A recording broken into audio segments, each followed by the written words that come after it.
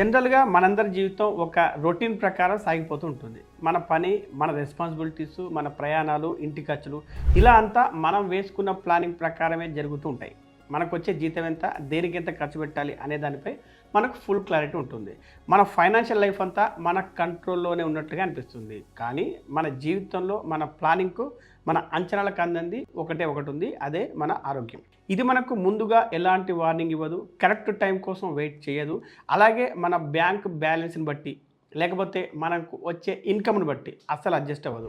ఇండియాలో చాలా కుటుంబాలకు సడెన్‌గా ఫైనాన్షియల్ ప్రాబ్లమ్స్ రావడానికి మెయిన్ కారణం ఏంటంటే అనుకోకుండా వచ్చే ఈ మెడికల్ ఖర్చులు. ఏదో చిన్న సమస్య కదా అని చెప్పి హాస్పిటల్‌కి వెళ్తాం. డాక్టర్ కొన్ని టెస్టులు రాస్తారు. ఉన్నట్టుండి అడ్మిట్ అవ్వమంటారు. చూస్తుండగానే ఆ బిల్లు 10,000 నుండి లక్షల్లోకి వెళ్ళిపోతుంది. ఇందులో ఇంకొక కష్టమైన విషయం ఏంటంటే ఎలాంటి ముందస్తు వార్నింగ్ లేకుండా వచ్చే ఇలాంటి సడన్ ఖర్చులకు చాలా కుటుంబాలు అస్సలు సిద్ధంగా ఉండవు. అసలు ఈ ప్రాసెస్ అంతా ఎంత స్పీడ్‌గా జరిగిపోతుందంటే ఆ పరిస్థితిని ఫేస్ చేయడం ఇంకా కష్టంగా మారుతుంది. ఒక సాధారణ కన్సల్టేషన్‌తో మొదలై ఆ తర్వాత టెస్టులు, అడ్మిషన్, ట్రీట్మెంట్ ఇదంతా చాలా తక్కువ సమయంలోనే జరిగిపోతుంది.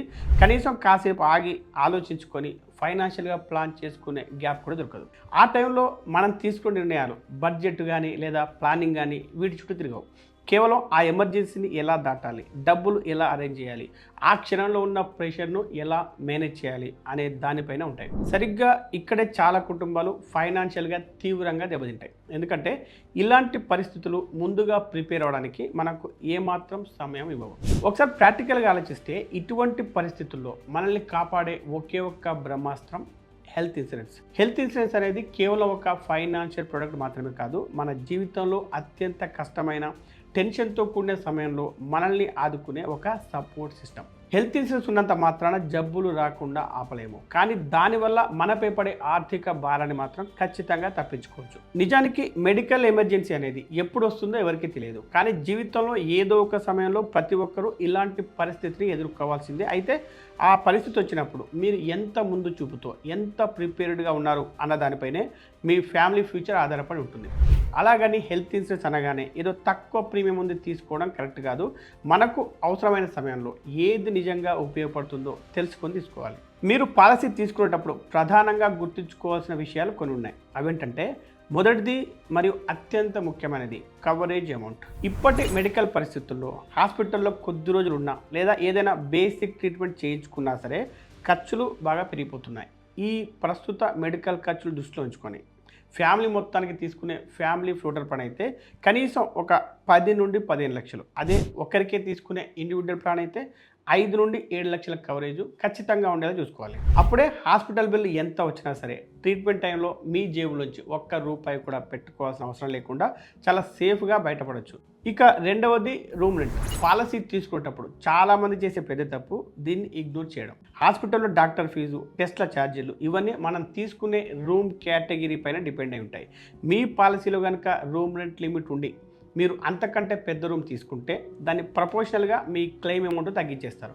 అప్పుడు ఇన్సూరెన్స్ ఉన్నప్పటికీ మన చేతిలోంచి డబ్బులు కట్టాల్సి వస్తుంది. అందుకే ఎప్పుడైనా సరే single private AC room cover అయ్యేది లేదా ఎలాంటి రూమ్ రెంట్ కండిషన్స్ లేని ఫ్లెక్సిబుల్ పాలసీ తీసుకోవడం బెటర్. ఇక మూడవది కోపేమెంట్. కోపేమెంట్ అనేది మన రియల్ ఖర్చులకి డైరెక్ట్గా ప్రభావం చూపే మరొక ముఖ్యమైన విషయం. అంటే హాస్పిటల్ బిల్లులో కొంత భాగాన్ని పాలసీ తీసుకున్న వారే స్వయంగా కట్టుకోవాల్సి ఉంటుంది. ఉదాహరణకు మీ ప్లాన్లో కనుక 20% కోపే ఉంటే హాస్పిటల్ బిల్లులో ఆ 20% మీరే కట్టుకోవాలి. ఎమర్జెన్సీ సమయంలో ఇది మన మీద పడే ఒక అదనపు ఆర్థిక భారం. అందుకే ట్రీట్మెంట్ తీసుకునే టైంలో పేషెంట్ మీద ఎలాంటి ఫైనాన్షియల్ ప్రెషర్ పడకుండా ఉండడం కోసం చాలామంది 0% కోపే ఉన్న ప్లాన్స్నే ఎక్కువగా ఎంచుకుంటారు. నాలుగవది క్యాష్లెస్ నెట్వర్క్. రియల్ లైఫ్ సిచ్యువేషన్స్లో క్యాష్లెస్ హాస్పిటల్ నెట్వర్క్ అనేది చాలా ముఖ్యమైన ఫీచర్. మీరు వెళ్ళే హాస్పిటల్ కనుక మీ ఇన్సూరెన్స్ కంపెనీ నెట్వర్క్లో ఉంటే వెంటనే చేతిలోంచి డబ్బులు కట్టాల్సిన అవసరం లేకుండానే ట్రీట్మెంట్ మొదలుపెట్టవచ్చు. ఎందుకంటే ఇన్సూరెన్స్ కంపెనీనే డైరెక్ట్గా ఆ బిల్లు మొత్తాన్ని సెటిల్ చేస్తుంది. కానీ ఆ హాస్పిటల్ కనుక నెట్వర్క్ లేకపోతే ముందు మనమే డబ్బులు కట్టి ఆ తర్వాత రీఇంబర్స్మెంట్ కోసం వెయిట్ చేయాల్సి వస్తుంది. ఎమర్జెన్సీ సమయంలో అప్పటికప్పుడు డబ్బులు అరేంజ్ చేయడం అనేది ఒక్కొక్కసారి ట్రీట్మెంట్ కంటే కూడా చాలా కష్టంగా మారుతుంది. అందుకే ఒక ప్లాన్ ఎంచుకునే ముందే మీ చుట్టుపక్కల ఉన్న హాస్పిటల్స్ ఆ ఇన్సూరెన్స్ కంపెనీ నెట్వర్క్లో ఉన్నాయో లేదో చెక్ చేసుకోవడం చాలా ముఖ్యం. ఇక ఐదవది రెస్టరేషన్ బెనిఫిట్.